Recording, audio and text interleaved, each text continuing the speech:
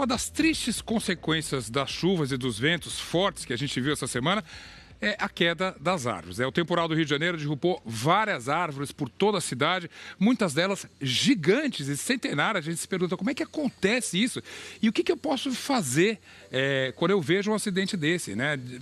A árvore ali sendo derrubada. Aqui na nossa casa mesmo, a gente também viu várias árvores derrubadas pela força dos ventos. Esse eucalipto aqui atrás, olha, ali a rua está ali fora, ele derrubou o muro, tombou aqui agora e nós mesmos, então, nos perguntamos o que a gente pode fazer, né? Por que esses troncos grandes aí são derrubados por chuvas tão fortes? E eu acho que quem pode responder isso bem pra gente é o nosso conhecido e querido aqui dentro de casa, o Murilo Soares. Bem-vindo mais uma vez. Olá, Zé. Agora para falar de uma emergência, de uma situação que se a gente fica preocupado, o Murilo acho que até chora quando vê essas imagens. É muito triste. É muito triste. A gente deve realmente lamentar. São árvores, às vezes, que passam de 100 anos, né? É muito triste. Em questão de minutos, elas são varridas ali, né? Por que isso acontece? Você imagina, Murilo, que uma árvore justamente de 100 anos, e alta, e forte, firme, ela não vai ser derrubada por um vento, mas vai. Vai, com certeza. Porque quando o somatório de ventos fortes com a chuva, principalmente quando o vento passa de 60 km por hora, Zeca, tem um potencial arrasador. A partir de 60, no Rio de Janeiro parece que chegou a 110. Exatamente, tá? muito então forte. É muito forte. Se a partir de 60 já tem esse potencial arrasador, as árvores sadias e principalmente as árvores que sofreram plantio inadequado, podas mal feitas ao longo do seu manejo, do seu crescimento, aí são vítimas certeiras. Tá? Olha aquele provérbio antigo que o tronco mais forte ele vai quebrar e o tronco mais fino ele até é mais flexível, ele pode ir com o vento.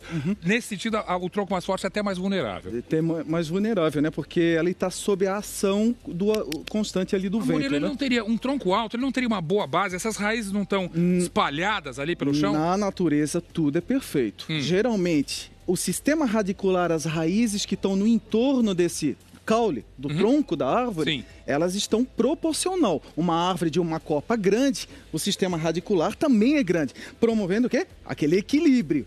No momento que passa uma rodovia, uma calçada ou construímos uma casa, nós cortamos essas raízes. E daí interfere no equilíbrio natural que existe na árvore. Ela perde essa base. A gente até vê nessas imagens justamente de árvores derrubadas. Você levantou uma calçada da sua rua, você viu isso? De fato, como o Murilo falou, elas não têm... A raiz está curtinha ali, tá vendo? Olha só, você está vendo que a região que tombou, olha só a interferência do pavimento ali, dá para ver nitidamente. Ela não tem aquela ramificação enorme que você espera. Isso que deveria ter para promover o equilíbrio. Provavelmente ali ela sofreu um corte de raízes, tá? Mas isso a gente só vê na hora da tempestade. Olhando de fora, assim, eu tenho como saber do estado geral daquela árvore?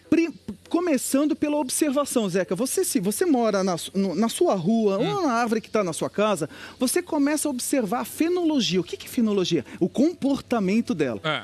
Ela floresce em setembro, de repente ela começou a florescer em dezembro, em janeiro. Opa, tem alguma coisa errada. Ela está florescendo fora de época. Ela parou de ficar bonita, vistosa, está produzindo poucas folhas. Começou a aparecer no tronco dela aqueles cogumelos, orelha de pau. Você já viu aqueles fungos? Aquilo é um péssimo sinal de que alguma coisa está errada, porque deve ter uma podridão interna.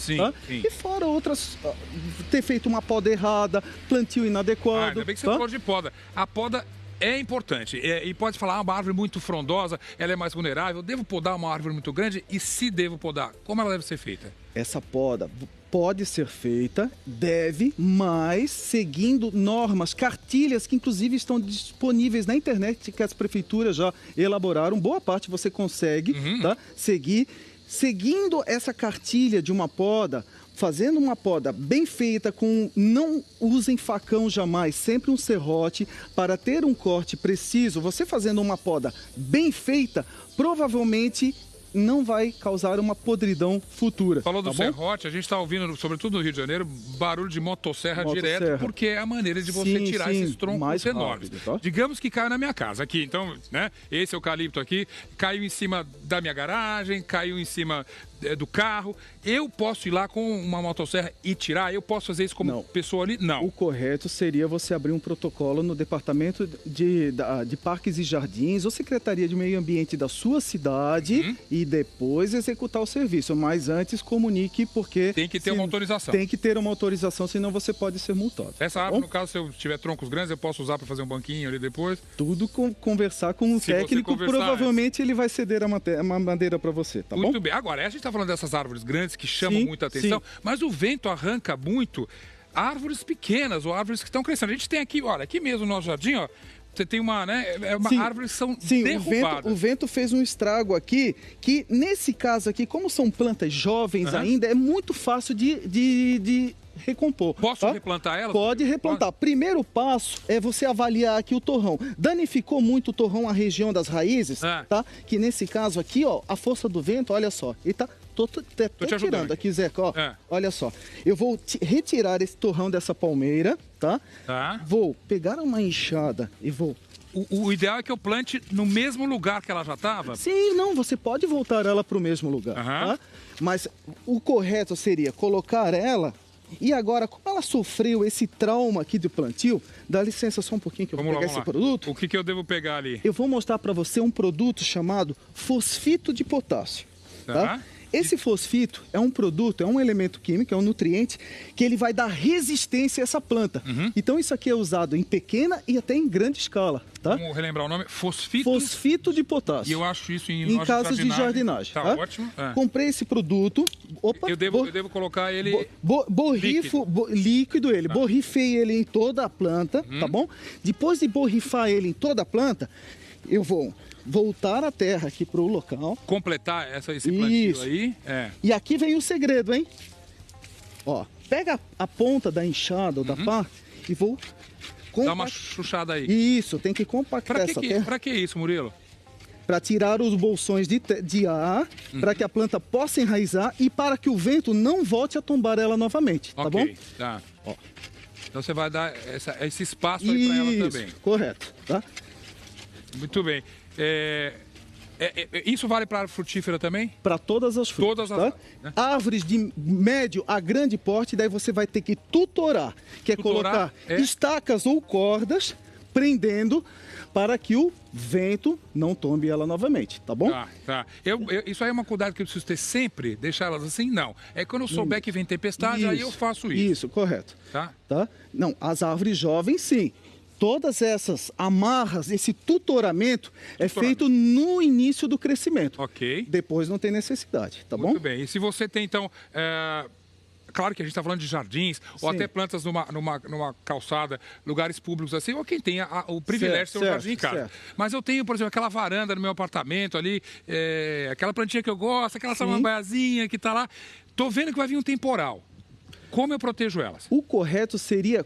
Imagina se você tivesse um animalzinho de estimação na sua varanda, você não recolheria ele? Sim, claro. Então... Faça isso também com seus vasos. Se você está vendo... Primeiro, o correto seria plantar plantas mais resistentes, com folhas duras, em áreas onde tem uma forte incidência de ventos. Opte por plantas mais resistentes, com uma folhagem mais dura. Mas se você tem uma samambaia que era da sua avó, por exemplo... Exatamente, eu gosto tanto. Daí tem que recolher ela, senão o vento vai fazer um estrago feio nela. Imagina até áreas, vivem na natureza elas são acostumadas com isso. Não, é uma situação excepcional. Isso. Então eu devo proteger, levar elas para dentro. Isso, correto. Leva para dentro, coloca na área, no chão, abrigada, e para depois poder voltar para o suporte novamente, tá?